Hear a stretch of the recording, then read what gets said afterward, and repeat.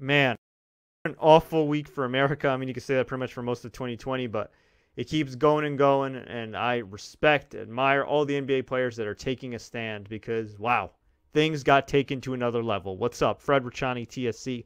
Late night breaking news.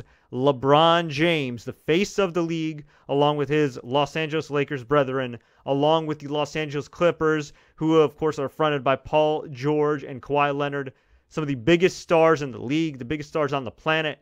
They have said, reportedly, according to Charania, that they are not playing the rest of the postseason. They are boycotting the season. If you're wondering why, if you've been living under a rock, Jacob Blake, God bless him, a black man was breaking up a fight, and when cops were called, they shot him in the back, not once, not twice, but like 7 to 8 times. And now the man is fighting for his life, currently paralyzed from the waist down. Just the latest in a string of way too many cases of police brutality, assault against black people, on top of medical racism, on top of institutional racism, on top of racism in hiring practices. I mean, black people and overall people of color are freaking fed up. This is ridiculous. And of course, the theme of the NBA season has been what? Social justice, unity, action, Black Lives Matter. And, well, I don't blame LeBron James.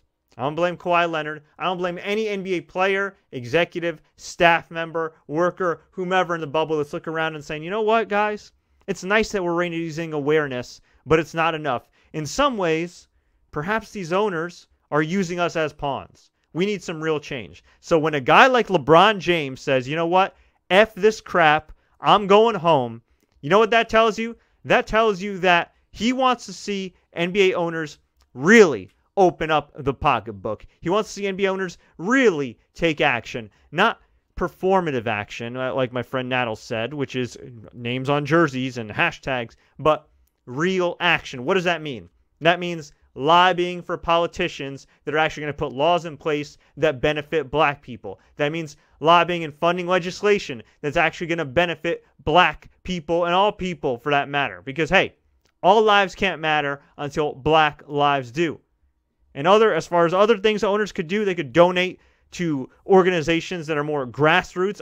All these times, right? I get these press releases from different sports teams. I cover the NFL very extensively. And they say they commit, $1 million here, $1 million there. Where's the money going to? What's the charity? Who's it run by? What's their affiliation? How much of the funds is actually going to black causes? How much of the funds is actually going to be seen by black people? Okay, anybody can donate whatever if you got the money. And a lot of people will just look at the headline and say, "Oh, that's great. They donated, $10 million," or I think NFL teams committed to like tens of millions of dollars. But when you break it down, it was really like $900,000 per year, and we don't even know like the actual causes that they're donating to. I mean, what have they actually done in the community? Like, give me some transparency here.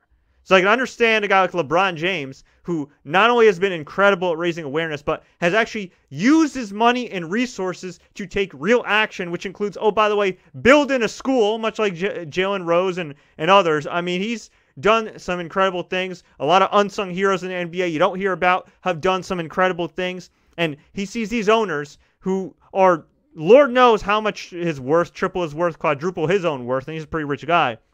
And he's looking at them, and he's thinking, wait a minute. I got this money. Ever since I've been in the league, I've been trying to raise up my community, give back to the community, donate to my community, help not just black people, but all people. I mean, seriously, that school doesn't just help black people. I mean, it's helping kids of all walks of life, man. He's done some incredible things. So many athletes, not just in the NBA, but all across sports have done incredible things. And you look at the ownership groups that run the teams that these respective athletes play for. What have they actually done for black people? What have they actually done for people that don't look like them? And don't give me they employ black people. Stop it. Stop it. Because nobody would give a damn about the Cleveland Cavaliers, the Lakers, whomever, without black people, without black stars, without the athletes themselves. They make the league. The league doesn't make them.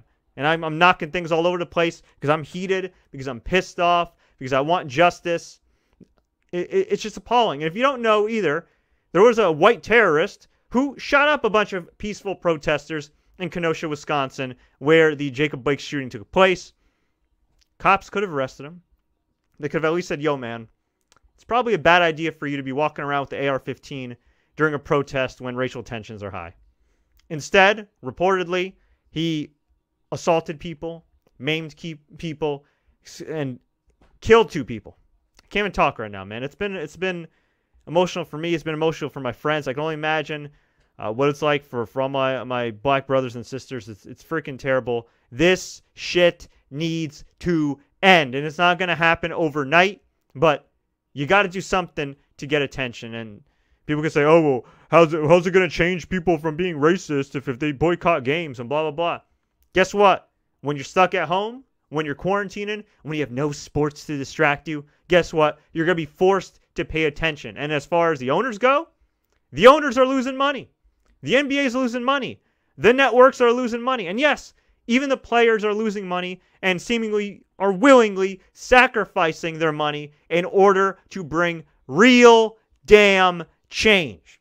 So if they're not going to get it when you kneel, if they ain't going to get it when you use a hashtag or wear a shirt or a jersey or whatever, the only way they're going to get it is if you hit them where it hurts, and that is the freaking wallet. That's that. So I don't doubt that at least 1 or 2 ownership groups might at least wake up and say, you know what, we got to take real change. It sounds like the Milwaukee Bucks ownership may actually do that. I mean, hell, reportedly, according to Yahoo Sports, they had the Attorney General on the phone. They were doing more. They were in a conference call with the Attorney General. They were doing more than their local officials. They're doing more than most politicians in this country right now. The Milwaukee Bucks. Giannis and the Milwaukee Bucks. It's incredible. It's incredible. But we need all ownership to step up. That includes the Orlando Magic ownership that's closely aligned with Trump. That includes some other teams that may have different interests. You want to really support black people? You want to really support people of color? Put your money where your mouth is. I'm not just talking about designing a jersey and putting Black Lives Matter on the freaking court. Fund real legislation. Fund real candidates that are going to help these causes. Okay? You can make the change. We all like to think that our vote counts, and to some extent it certainly does. And I encourage everybody to vote this November. And in every election, for that matter, if you can. But what makes a lot of these laws go, a lot of these politicians go, isn't just your votes. More so, it's the people behind the scenes that you don't hear about. Kind of like a lot of the people that own these sports teams that you root for. People with real money, real power, real influence that can dictate where this country goes one way or another. And it's about damn time it starts going the right way for everybody. Not just for white people, not just for white-looking people like myself, but for people of color, for black people who have been oppressed for over 400 years.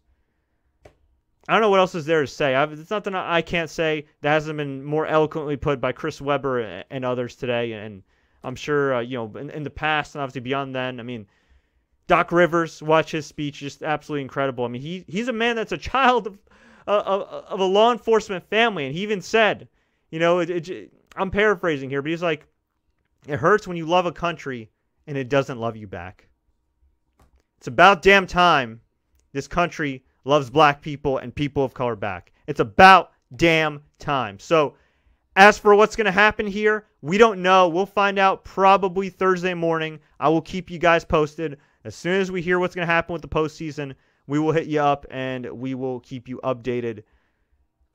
But for now, as it stands right now, reportedly, the Clippers and the Lakers, two of the biggest teams in the league other than the Bucks right now, are straight up saying, thanks, but no thanks. We're going home. A ring doesn't mean jack when black lives don't matter.